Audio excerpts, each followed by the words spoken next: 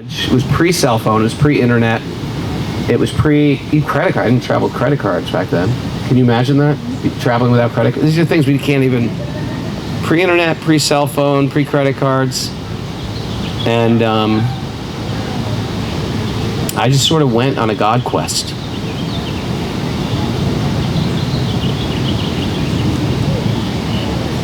I was going through... maybe you could relate to this. I was going through a very interesting mixed period of life where at a young age I got very famous. So I know some of you in your workplace, you might have some success in it, but at the same exact time, my father was slowly dying. He was in a coma for 3 years, and it was devastating. To the point I couldn't even digest it. So you have some type of material fame in one thing where you're sort of bigger than life. All of a sudden people think you're cool and sexy and fun. I was the same idiot I always was, but all of a sudden people are under this illusion like, no, he's special. That's what fame is. It's like almost like a mystic illusion you put on everybody. So I was like, I haven't changed. I'm the same guy I always was. What's wrong with them? And then another thing in the material world, which happens, is called disease and death. And, you know, if you've been in life for at least maybe 10 years or 20 years, at least by 20 years, you've seen disease and death sort of with someone that you know. And it can really like blow your mind if you're not used to it, especially when it's a person like a father or a mother who've been a source of stability. And at that point, I just wanted to know who I am, why am I here? Because sometimes when you see someone you love's death, or someone that's close to you, their death, it can start to make, it's not only like he was dying. In my brain, I was like, well, if he could die randomly, at a reasonably young age, I mean, he was 4 years older than I am now.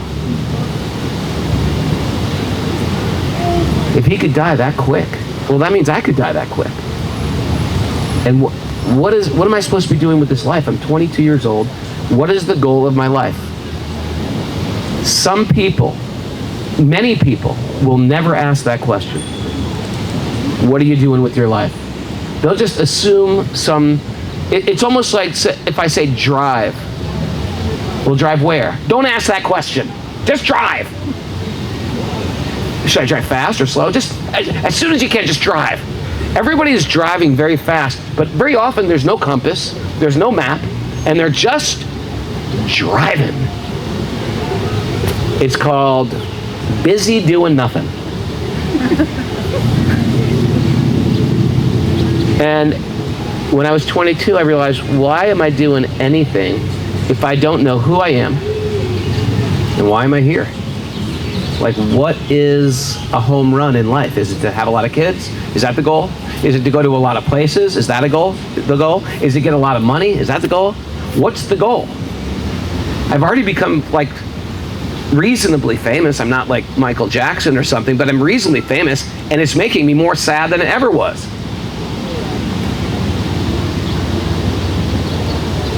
And so with those two questions, I went to India. When I first went to India, I met this lady, and she sat me down in front of a harmonium, and she said, "You are a singer. Sing." And I said, "Oh, you do not understand." She goes, "What? They told me you were a singer." And I said, "You will never imagine. You can, in your farthest range of your imagination, you can never understand that they would call me a singer from your culture."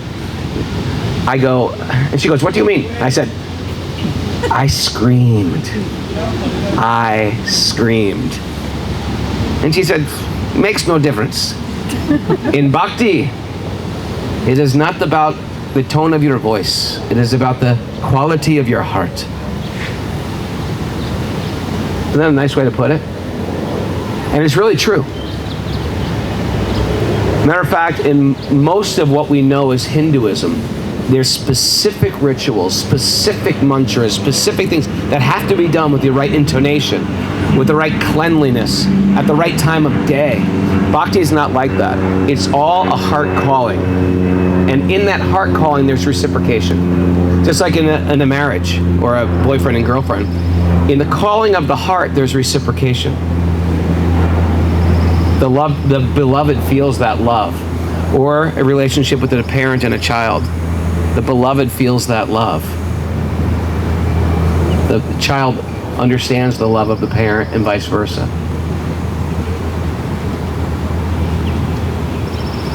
So that was my first experience with chanting. And I still don't do it great. But I'm working on my intention. That's all we can really work on. You can work on, here's the interesting thing. Even if you're a great singer, who cares? It's not a performance. Kirtan is a prayer. It's like a group prayer coming together. And what is the prayer?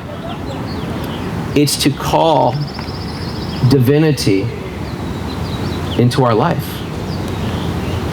Because for so long, I've been calling everything else into my life. I've been calling, oh, can I get a good job or a nice girlfriend or a nice car or a place to live and I need an apartment, or I've been calling everything. Sometimes and maybe some people can relate to this. Have you ever gone out of your way to call chaos in your life? Ever willingly pick up the phone and call chaos and say, hey, why don't you come on over? I miss you. You told me never to talk to you again. I know, I'm lonely. Come on over. That's called Maya or illusion. Illusion means when we willingly do something we know is wrong. We just say, yep, I'm going to do it.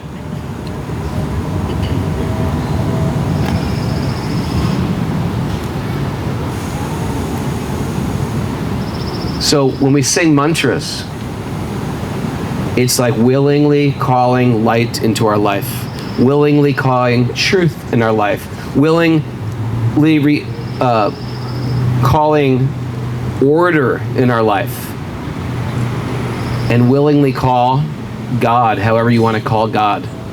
Now, India has so many different ways to say God. In America, we say God, we say higher power, we say the universe, we say Jesus, or we say Buddha. But it's the same concept. Wherever you go, it's the same concept. And the beautiful thing is, you don't need a cathedral to do it. You don't even need a church, an institution. You can do it in a park, just like this, and have just as much of a spiritual experience.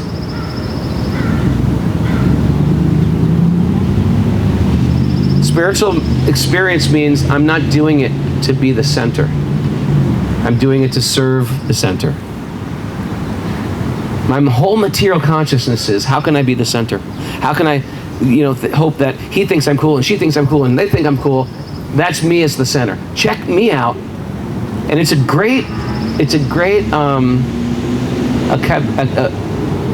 sort of a litmus test. Am I getting my pleasure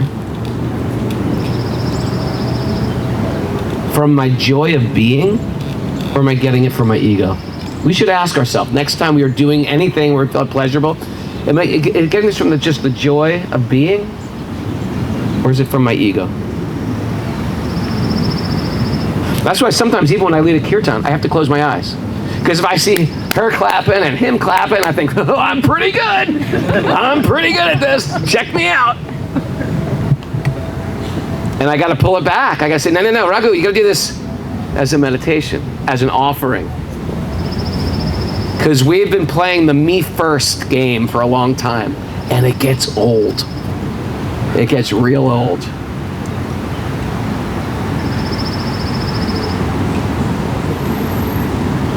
So, there's different types of chanting you can do. We are doing the most extreme type right now. The easiest type is just singing. You're in the privacy of your own home. You've got maybe a little altar, or maybe not, and you just sing and you chant these mantras. Very powerful. Then there's something even more powerful. It's called Sankirtan. That means you're coming with other people. So maybe you're in a yoga class and you've never been there before, and the yoga teacher says, okay, now we're going to chant. And you're like, what? I thought we were doing down dog. And everyone starts singing, and you're like, oh. And it's a little bit sort of, but after the 5th yoga class, you're like, oh, this is what we do. It's sort of cool. All these people are into it. The hardest one is called Nagar Sankirtan, and that's what's going on right now, where you're like publicly singing, and you get to this thing where you get wrapped up in your mind, like, what do people think of me? What do people think walking? What if I run into somebody I know? But I tell you that, if you can sing loudly and strongly like this, publicly, it melts your ego. And you know what? It's the ego that actually makes us sad. More than, as far as yoga goes, more than our pain with our lower back, more than pain with our knees, more pain with my stress, it's the ego that makes me so sad. It complicates my life in millions of ways. Has anybody ever experienced that? I thought I was alone there with the... Welcome, join us. But we're going to ask you to sing.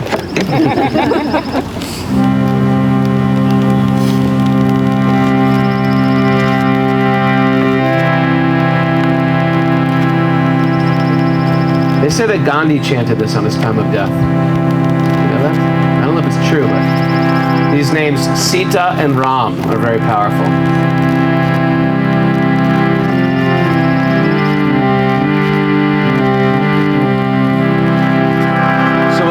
Response chanting. I'll lead and then you repeat. Sita Ram Jaya, Sita Ram, just like that but loud. Sita Ram Jaya, Sita Ram, Sita Ram Jaya, Sita Ram, Sita Ram.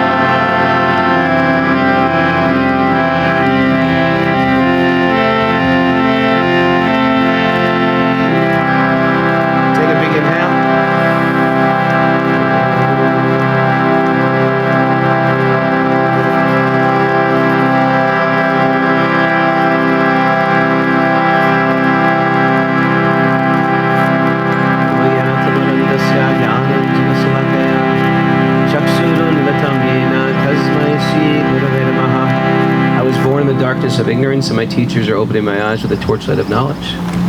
I offer my respect at their lotus feet. You know, there's something interesting about ancient Indian culture. The teachers would give the student, even from a young age, a mantra. Whisper it in their ear, and they say, you take this mantra, you repeat it. What does mantra mean? Anyone know? To deliver the man, right? To deliver the man. The man is the mind. Why do you gotta deliver the mind? What's wrong with the mind? Mind's good. No. You've never met my mind. My mind's filled with lust, greed, anger, envy, resentment, fury sometimes. Driving in Seattle, Washington, fury can come out of this mind. Sometimes I harbor a resentment for 10 years, 20 years. Sometimes, even when things are doing quite well in my life, my mind will say, first thing in the morning, everything is horrible. I'll be like, what do you mean, mind? You heard me. Everything is horrible. Today's gonna suck. I was like, what are you talking about, mind? I got food, I got people that love me, I got a nice place to live. Doesn't matter. I suck. You suck. You've always sucked. The mind can ruin a great day, huh? The mind can ruin it can ruin a relationship, the mind. That's for sure. So the yogis knew this, even before this crazy age that we live in right now happened. The mind can get polluted. And there's an idea of a polluted mind and a clean mind, an organized mind, a peaceful mind. And so all of yoga culture has this need, and there's an imperative to take care of the mind, pacify the mind. Anything in the yoga system. Yoga is not, we know, a lot of you know that yoga is not just stretching. Yoga is breathing. Yoga is singing. Yoga is japa. Yoga is gazing. So many facets of the yoga system, and it has to do with, all of them have to do with the same thing, how to make the mind peaceful. Because if the mind's peaceful, it doesn't matter what I got, right? It doesn't matter what you got. If your mind is irritated, there is no success, there is no good fortune, and there's no happiness. That's just simple math, right? So the mantras were always an important part of yoga philosophy. Even in pranayama, there's mantras, right? Even in asanas, there's mantras. Because the mantras are powerful. And in our tradition, mantras are emphasized because they're so powerful. That's why you can walk out of a... Has anybody had this experience, Suyan? Where you just walk into a bunch of people, you don't even know why you're there, you just ended up showing up at some kirtan, and you're like, oh, I thought this was a different type of meditation. Why are we all singing songs? Well, how do you feel? I don't know, I feel really good. Anybody ever... I've sang sometimes in the yoga class when people never even heard it, and I see like this big dude in the back just start crying. I was like, are you okay? Yeah, I don't know what's going on. Because sound has an effect on consciousness. I mean, in a lab, if you just analyze sound, it seems like it's just a sound. Why? How can that have an effect on the mind? It does. If I sit here and talking, me and Benjamin, I said, Benjamin, we're going to do an experiment. We're going to talk about everything that's wrong in our life and the world's in the world right now. Let's just talk about that. 5 minutes back and forth. What's miserable? How do you think we're going to feel after 5 minutes? We're going to feel miserable. And if I turned and said, Ethan, now we're going to talk about everything that's right. What's going right in your life? Oh, here's what, and what's going right in your life, and what's going back and forth, and what's right in the world. We're going to have a whole different consciousness. It's two conversations. It should be the same thing. It's not. There's a pivot. And one is changing the consciousness and uplifting the consciousness, and one is putting the focus on everything wrong. So how those words come out and how they form affects our thoughts. And it's the same thing. Our thoughts are things. And we become better at our thoughts by practicing better thoughts. How do you get better at better thoughts? You got to be careful what you put in your ears, right? You are what you eat. You are what you hear, right? That affects our thoughts and our minds and our peace and our happiness and our joy. So back to the story, the guru or the teacher is telling, okay, here's the mantra. This mantra will edify your consciousness.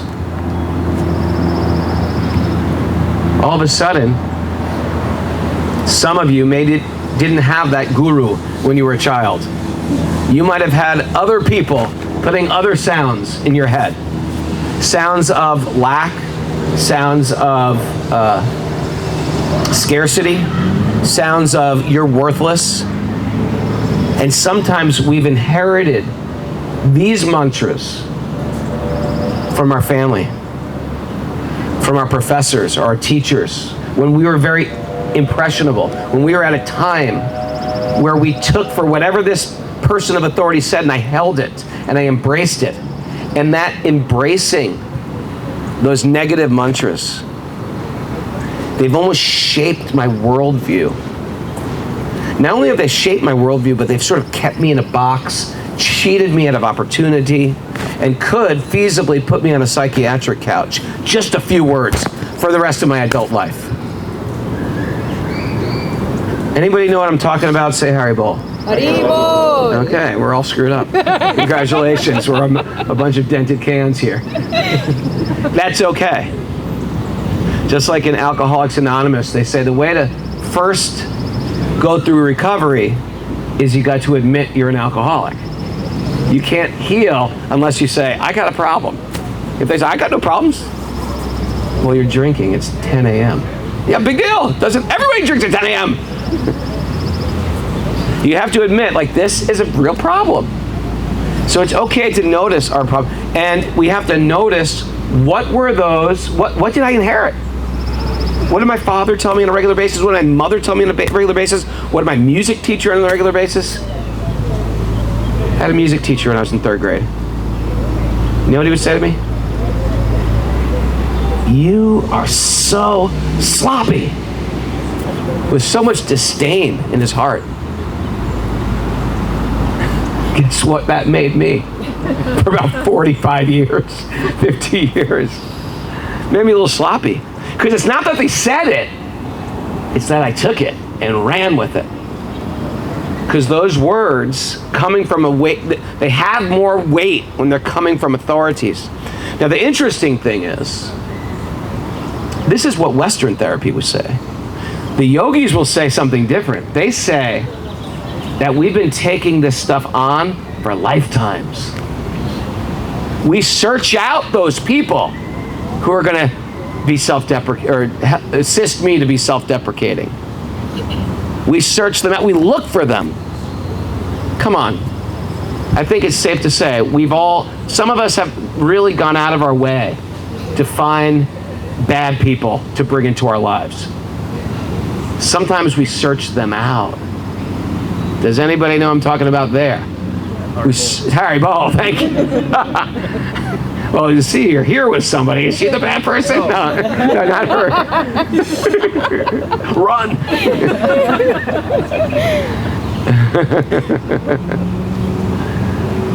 And so that is why they created this Bhakti studio. Is for people, there always is a demographic of people who are like, you know what? No, the material world, no. And they've really just created it to create a sangha or a community. And what's in that community? It's where singing or mantra or higher thinking is at the center. They're not doing it to get rich. They're not doing it to be, Deepak Damodar doesn't want to be a cult leader. He couldn't care less. They're doing it because it's a valuable thing in this age. A valuable thing is to take care of yourself, take care of your mind, and then assist other people to do the same thing. Does that make sense? It's very valuable. It's the most valuable thing you can do for the people that you love, for your children, for your family, and even people you don't know. Matter of fact, there's a camaraderie that you get when you have relationships on a much deeper level, don't you? Otherwise, everything is very, very...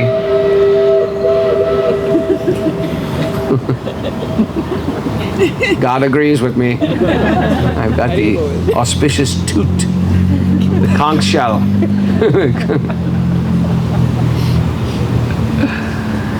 So this is sort of like the actual fabric of the yoga system. Now, sometimes people don't get it, and they think, are you just trying to convert people to your religion?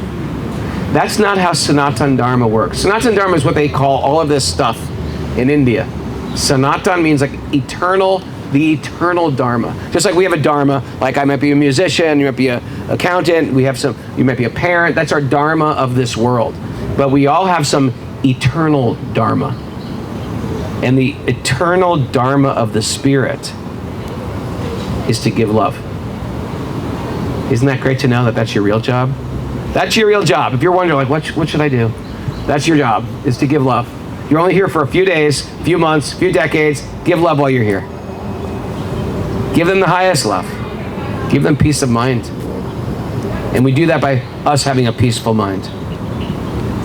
So some people say, well, you're trying to convert. No, you don't understand. Sanatana Dharma is not about converting.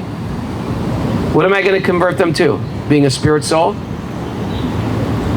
You're already spirit souls. You're already spirit souls. The entire yoga system is to help us remember what we forgot.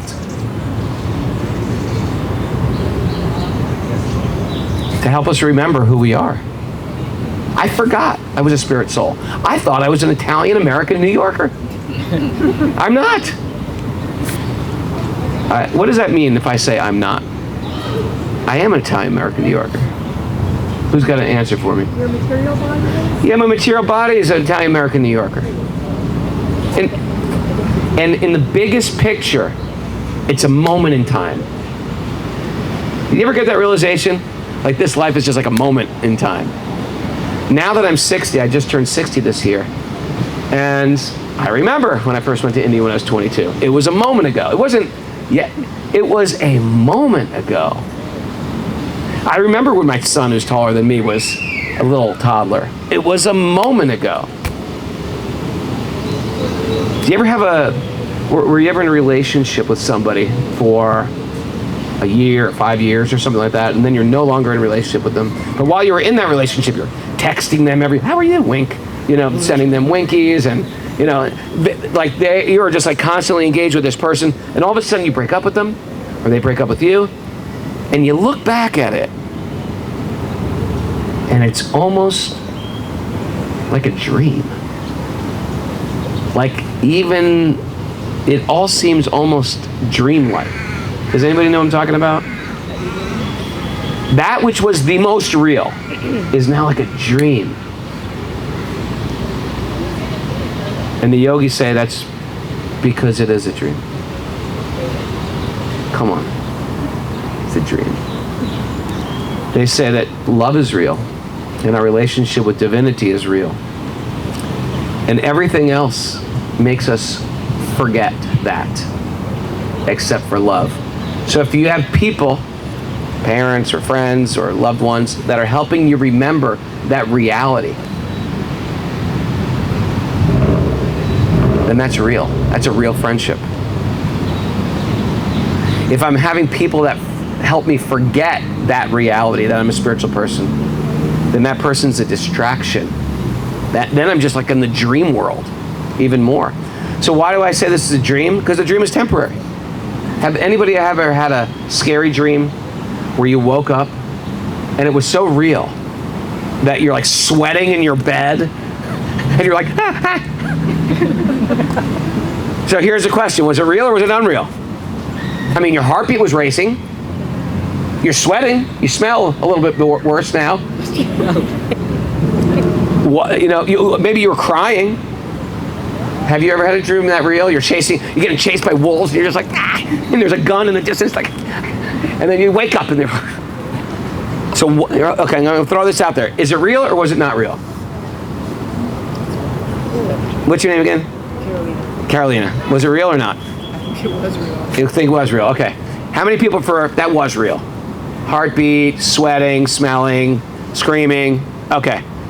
All right, that's a good group. How many people think, no, it wasn't real? Raise your hand for not real. Okay, it's sort of a split.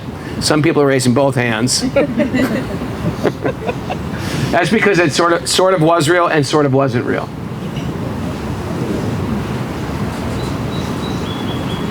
The yogis say it's actually unreal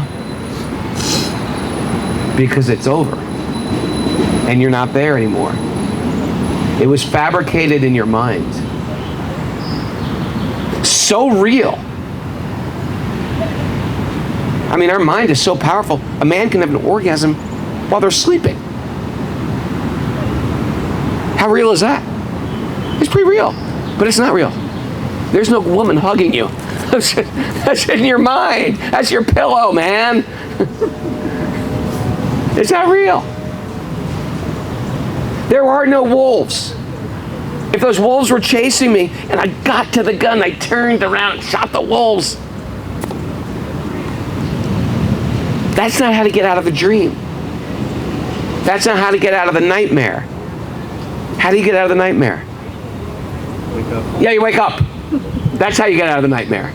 You don't kill the imaginary wolves. So sometimes we have good dreams, pillow, or like you wake up laughing, or sometimes I dream like I'm super wealthy, I'm on a yacht, driving a yacht. And I wake up, it's just me and my pillow again.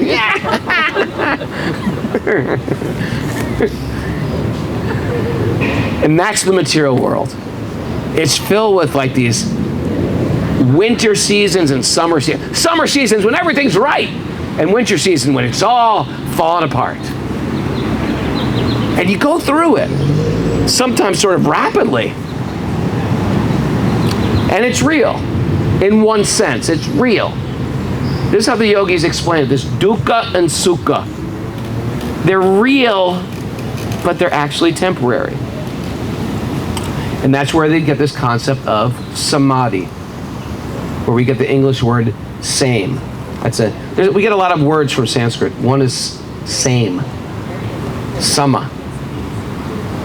And some of you might be experiencing that right now. If we go through a winter season when things aren't we're struggling with things. That's understandable. Things aren't going our way. I had a plan, the plan didn't work out. My mind is a little disturbed, and that's okay. Anybody going through a winter season right now? Things are a little tough? Okay. I got some good news for you. Seasons change, don't they? No matter how cold it is, spring's around the corner. You know why I know that? Happens every time. Happens every time. Can I just learn to be tolerant and stop living in complaint on a regular basis? Because complaining is a practice. Some people you might know some people too, that are black belts at complaining. Like a 5th degree black belt in complaining about everything.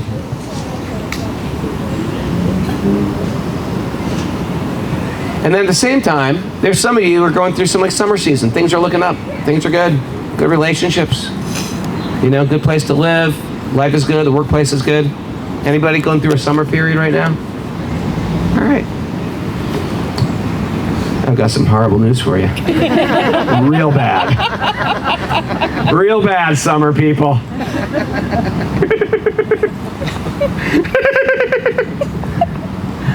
Here's the bad news. Seasons change. So what does a yogi do? You try to be like this, have this endless summer? Seasons are going to change. They learn the art of tolerance from the ups and the downs. If things are going down, they don't go too down. They say, you know what? This is passing season. Things are looking up. Don't get too excited. At any minute, things can turn. At any moment. And we try to find a sameness. And that sameness can come with our meditation practice. And in this tradition, the meditation practice, a lot of it comes from sitting and singing. as an offering. Sometimes on Indian rosary, on Japa Mala, we'll chant also. That's a great way to really go inside. And you can practice that if you get some malas. Malas are like 108 beads. And just practice sitting and chanting and hearing. And that is a way to connect you. When you're feeling great, do it. When you're feeling miserable, do it. Because we need to find that samadhi now. Or else our life becomes a roller coaster. And then when you get good at those two things, singing and japa, then you can start doing everything. Just like they made food for us. I don't know if you know that. They cook for us. And I've been staying with Deepak and his wife, and the food is not just vegetarian or vegan. It is food cooked in meditation. Means the whole idea of when you cook is this food is an offering to God and the devotees of God. And you eat the love. You're not even getting any benefit of the food. The real missing ingredient in food is love. Like, have you ever had a home-cooked meal that was really like, this is delicious, Mom, I don't know why it's so good. When you cook it, it's better. Because there's love in the food. There's a difference. It's the missing ingredient that you're not going to get at Arby's. The guy's not back there. I love these people. I love these people. Maybe they are. Did you high five him because he works at Arby's? No, okay. No, sorry, because maybe. Yeah, isn't it interesting? We're always looking for the superfood and this is the real superfood. It's not spirulina. It's love. And everybody is lacking that. And everybody benefits when they eat that. Because there's nothing better than and so not just cooking it for people, but cooking it as an offering and then distributing it. And that's called prasad. Prasad means God's mercy. And that's the new vision. Just like in the same way we have that analogy, me and Benjamin are saying everything that's bad. That's a vision. That's something we practice. People practice looking at what's wrong. People practice looking at what's right. People also practice spiritual lens. How can I see a divine hand in everything? So if you are going through a hard time, a winter season of life right now, then we practice seeing, how is this God's hand? Why is this happening to me? Why is this happening for me? That's a better way to phrase it. And that's why I fell in love with this concept of Sanatan Dharma and that God is a God of love. Because when I grew up, I was taught that God was a God of punishment. Like some horrible, cruel, sadistic judge. You know what I mean by that? I mean, for example, we understand that parents sometimes, anybody a parent here? Nobody's a parent? Okay, a couple parents. Okay, so this may not make any sense to the rest of you, but sometimes parents have to chastise their child. And it's not abusive, it's love. Go to your room, that was completely inappropriate, stay up there until I tell you to come down, right? That's normal, that's understanding, that's boundaries. Kids need boundaries. Kids sometimes feel they go out of their way to get boundaries. They sometimes act out to get the parent. They want to see if the parent actually wants to control them. They're looking for boundaries. But imagine if the parent said, "You little son of a bitch.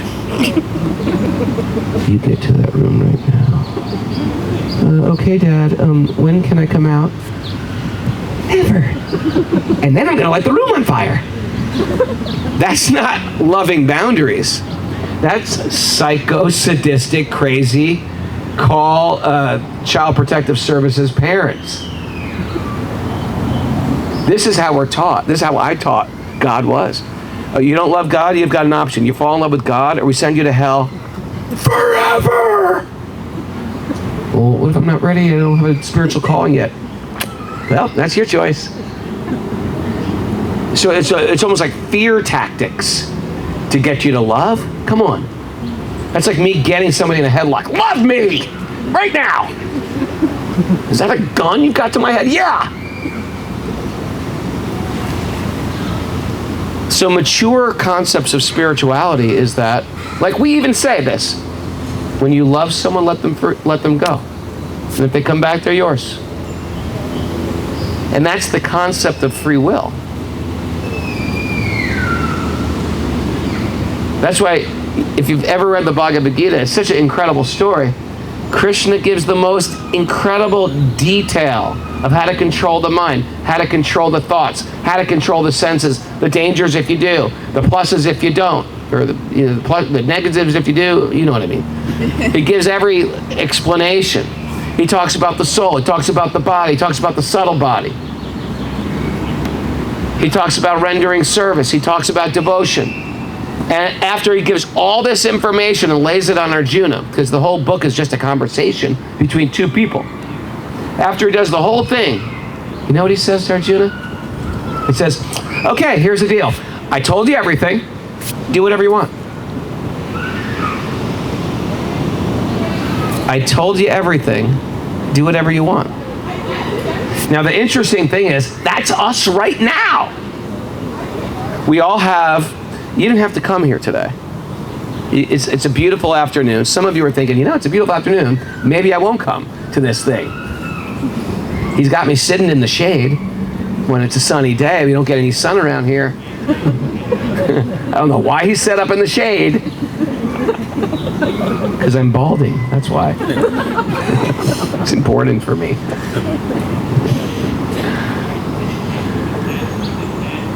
So the fact that you came here is a sign of love, actually. Right? They say love isn't a feeling, love is an action, right? Love is an action. You can't just say, I love you, I love you, I love you, I love you. You got to demonstrate love. Showing up on an afternoon is a demonstration. I'm interested in my spiritual life. You're demonstrating it by showing up. And then when you go home, you can demonstrate it too. Or you can say, you know what, I'm going to get into some obscene, crazy nonsense. Because why? Because that's what love is. Love is not like a light switch. I love God. I don't love God. Love, it is small, incremental steps you take. Like I do yoga teacher trainings. But they're all Bhakti influenced, because that's how I was trained in my yoga. So some of the students say, so is this a 200 hour we're doing, or 300 hour, or 500 hour? I say, you don't understand. I want every waking moment of your life. Because what is yoga means to connect with divinity. Well, I'm going to connect with divinity for 200 hours, and then I'm out of here. And it's hard. If you grew up in a Judeo-Christian culture, it's hard to even get that. Especially in America, because that's how it is. We relegate our spiritual life to like an hour and 20 minutes on a Sunday. But it's not a Sunday. It's not an hour and 20 minutes. I remember when I first got married, my wife had 2 little boys, and I raised them. And we moved, this was in California, but we moved to the same street where there was a Krishna temple. And there's many other families that lived on that block. And they had such a very sweet morning program. And I didn't really know how to be a father, because I was never a father before. So I said, you know what? I know how to be a devotee of Krishna. I'm going to take these kids to the morning to see Krishna. I'm going to dance with them. We're going to sing with them. And we did that right before we went to school. And then we put on dhotis, Indian dhotis, and tilak, that's a marking on the forehead. We chanted the mantras, and then we put the little boy on my shoulders, and we took the scooter, and the other kid ran behind, and then we went, we bowed down, and the priest would give us some little sweet to take, and they had a little sweet for breakfast. And then we'd go home and get ready for school, and then we'd have breakfast at home, and then we'd go. We did that every day. And then the evening time, they had such a sweet evening kirtan. So we'd go to the kirtan in the evening time. And then sometimes, if they weren't in school or if it was summertime, they had a nice restaurant. And it was super cheap. All you can eat, this was like, 20 years ago. All you can eat for $6. And they had a beautiful salad bar and Indian subjis and curds and rices and smoothies. I was like, $6 all you can eat. I'm not going to even go shopping anymore. We're just going to eat. So we ended up going to this restaurant like every day. And going to the evening kirtan, then go to the morning kirtan. So I was hanging out with the kids' father, their birth father. And he goes, where do you guys live? I said, oh, we live over on Watsika. And he goes, is that near that Krishna temple? And I was like, yeah, it's by the Krishna temple. And he goes, you guys ever go to that Krishna temple? And I was like, yeah, we go. And he goes, how often do you go? I was like, well, this is going to sound really crazy. Because I say 3 times 7 is 21. I want to say 21 times a week. I was like, I go a little. We go a little bit. Because it doesn't make any sense for anybody else.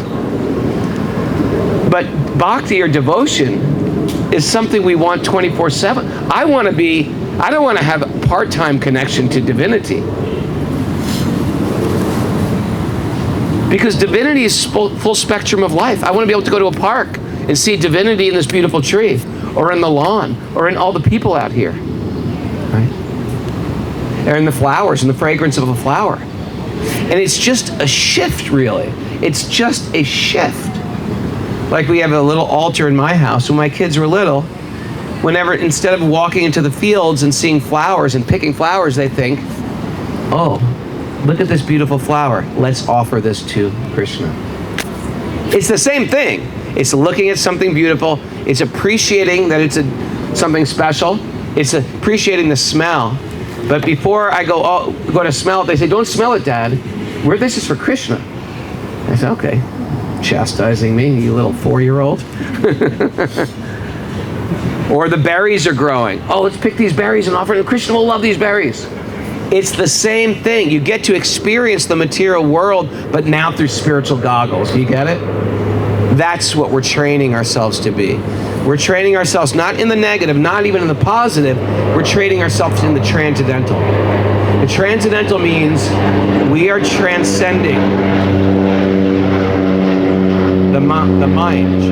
Transcendental. Transcendentalist is we're transcending the body and the mind. And we're seeing ourselves as something much different. Does that make sense? Where's my schedule keepers? Did I go over? What's the schedule today? Because I will tell you something. I can just talk for hours upon hours. I'm serious.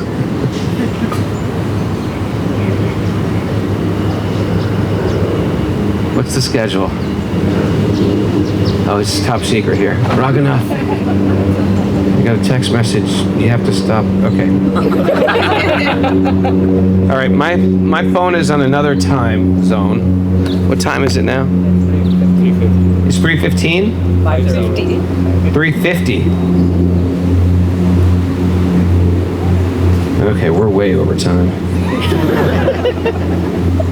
3:50. All right, we were supposed to start asana 20 minutes ago. Should we try to catch up the schedule, have a smaller asana class? It's only a 45-minute class. What do you say, stretch your legs for a few minutes. Unless anyone have any questions? Question from Carolina. Yes. You said... Carolina, where you're from? You're from here? Yeah. Okay. How do you find the divinity in the homeless person or the war or dead children? In tragic things. How do you find the divinity in them? There's different ways. First of all, they're divine beings that are in pain. Yeah. They're divine beings in pain. So, I find the best thing I can do for anybody, because let's just say with a person who's homeless or drug addicted or has mental illness. But that's not a good example. Maybe the war is a better example. The war. Yeah, because I understand the homeless. Okay. I think with war, because we tend to think that war is this horrible thing that's just happening. All you got to do is crack open a few history books. We live in a world of war. And even if the human wars stop, there's wars in the ocean with the fishermen catching those fish. And there's wars, I can just sit and look at the grass and the wars of the ants carrying the beetle, and they're going to take him to his death. Because it's actually a world of pain. It's a world where we live in an ego and we try to conquer other people. And sometimes they conquer us. Sometimes the weasel conquers the snake, and sometimes the snake conquers the weasel. And the wars are going on, and it's as if they've been going on forever. We like to think there was a place where there was just peace. And historically, there just wasn't. Once we get embodied, we're dealing with a bunch of people within their egos. And this sounds sort of apathetic, but we're trying to find peace in a place that just can't be peaceful. And I find that the best thing I can do is create my own inner peace amongst tragedy. And even if I find that inner peace, it doesn't mean there's some guy that's just not going to punch my lights out for no good reason, because that happens too, no matter how peaceful I am. But I have to understand that this is the material world, and the material world is a cruel place. So the best thing I can do to establish peace in this world is for me to be peaceful. Because sometimes, and I found this in myself and in my own community, like I got into animal rights when I was a young man. And I had some friends who were a little bit more extreme into it than me. And the idea was we wanted to make people aware of animals are suffering in this world. And so I would just talk, I was a songwriter, so I'd write songs about it and turned on a lot of people into vegetarians or vegans. But my friends were a little bit more extreme. They would go to the fur district in Manhattan and they would smash the windows. They would put glue, like crazy glue, you know what that is? You can do crazy things with it. You just put crazy glue in the locks of the furriers, so the furriers couldn't get in their stores. Or they'd spray paint meat as murder. So let me ask you a question. When the furriers came on Monday morning and saw their broken windows or ink on the clothes, on the fur, or the locks or the spray paint, do you think that they came there and were like, oh my God, what have we been doing? I've got to change. See, the tendency is, even when we want to do something right and good, we get hateful. And hate never changes. Shaming people never changes. You see people do that. I see it within this animal rights movement too. There'll be some celebrity with a fur on. They'll say, shame on you. You know, whomever is famous for wearing this. Shame might shame a person into changing, but it's not going to change their heart. And if you don't believe me, try it with your kids. Try to shame your kids into changing. See how that does in your relationship with your kids. The way to change a person is you've got to learn to love. And once I become hateful, I've fallen into the glue trap. I've been tricked. So real change, just like if you get a dog. And sometimes you go to a place where they, a kennel, where they, the Humane Society, and you want a dog. And they say, well, I want that dog. I have children. Oh, no, you can't have this dog. If you have children, this dog bites. He was mistreated. So how do you change a dog? That's a biting dog. Well, you get an electric collar, and every time he goes, you give him a zap on the neck. That doesn't change the dog. That just makes him live in fear. To change the dog, you got to do the much more difficult thing than just going like that. You got to love the dog, and then the dog changes. And that's how this world changes. It changes from us learning how to love. The problem is we don't even know how to love. I've just been practicing being furious. I'm furious at this, I'm furious at them, I'm furious at him, I'm furious at them. And we live in this fury thinking we're going to change something, but we're the ones who need to be changed because I'm furious. But there is a process to do it. And it's everything we're talking about. Is first we have to learn to become loving again.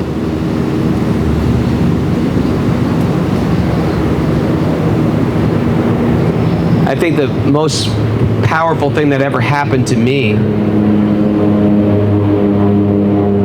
at times of my life where I didn't even believe in myself, I had loving teachers that just believed in me. You ever have people like that in your life? They just believe in you and they love you and they support you and they want you to become a better person. It's such an empowering feeling. Like, you think I could do that? Yeah, you could do that. They help you like step out of an incarnation of yourself and help you grow from a caterpillar to a butterfly. And that's the way to actually spread love, is you believe in people even if the people aren't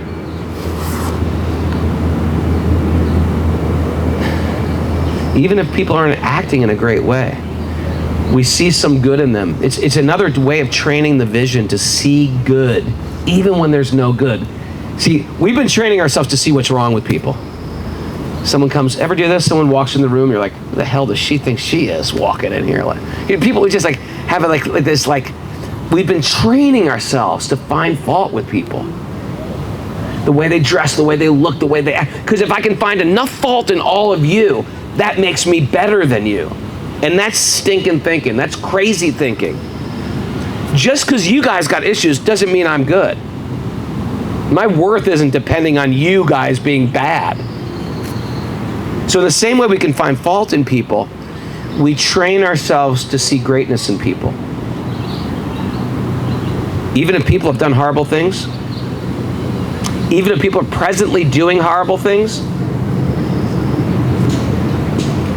if you can train yourself, this is the PhD, by the way, to see the good in a person who's not even doing good, you will become such a powerful being. You'll become a real master. Because let's face it, seeing the good in people. For example, does anybody have a person in their life that if you called them up and say, I'm drunk, I'm in Tijuana, please come get me? Does anybody have a person in their life that would fly to Tijuana with a return to, right? Do you have someone in your life that really loves you that would do that for you? That's good. If you have people like that, does everybody have their cell phone on you? If you got a cell phone, pick up your cell phone. I want you to text the person that would do anything for you and say, I don't tell you this enough, but I just want you to know I really appreciate you.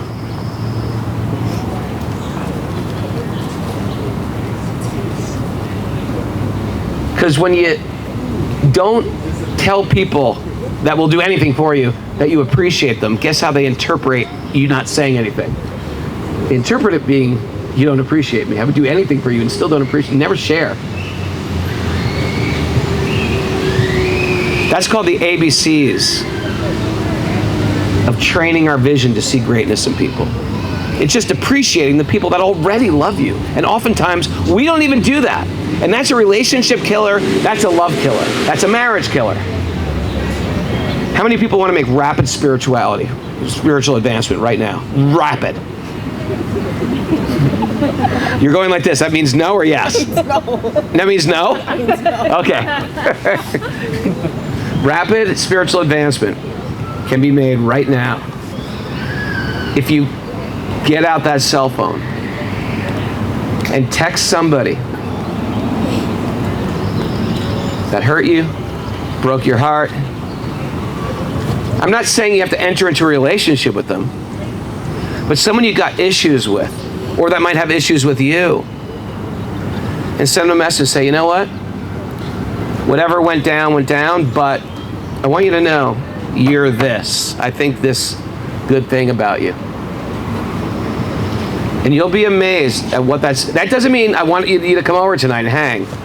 It doesn't mean you have to invite them back into your life. It means you're going to pardon what went on. You're going to pardon it. Just like the president can pardon Biden can pardon his son, or the president can pardon whomever he's doing some criminal activity. They can just pardon them. It means they took something from you, and there's no way you're going to get it back now. They took your innocence, they took your money, they took your it's valuable time, and you're not going to get it back. And the hate that you have for them is not helping you, and it's not even hurting them. And every spiritual practice around the globe, from every tradition, even a 12-step group, say, you got to forgive. And some of you guys have such a horrible story. If I heard it, I'd be like, oh man, you get a pass. You don't have to forgive anybody. But nobody gets a pass. On a spiritual ladder, no one gets a pass. Because part of it's healing our own heart and relinquishing resentment. Because resentment kills us. It doesn't kill them. It kills us. And you'll never be peaceful, and you'll never untie the knots in your mind. Because whatever happened, I'm projecting it into my future. And so I cannot drive my vehicle forward if my eyes are glued to the rearview mirror. Does that make sense? That's the PhD. Can you train yourself to see good in people that don't like you or are not like you? That's hard to do. It's easier just to hate them. That's the easy way out. But then guess what? You become hateful. All right, what do you say we take a break? Is that an okay answer? Okay, Haribo. Doesn't make the war go away. But a lot of the things I want to go away, at 60, I realize this now, a lot of things I want to change in this life are not going to even change in my life. I like to think it's all going to be zipped. By the time I die, it's all going to be zipped up. There's going to be a bunch of people riding unicorns around. It's not going to happen. A couple Pegasuses flying around.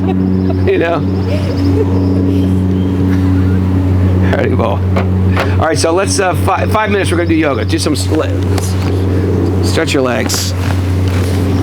Oh, did I not put this on was I supposed to put this here? Did I ruin it? I'm blessed with a big mouth, huh? Is that what you're trying to say?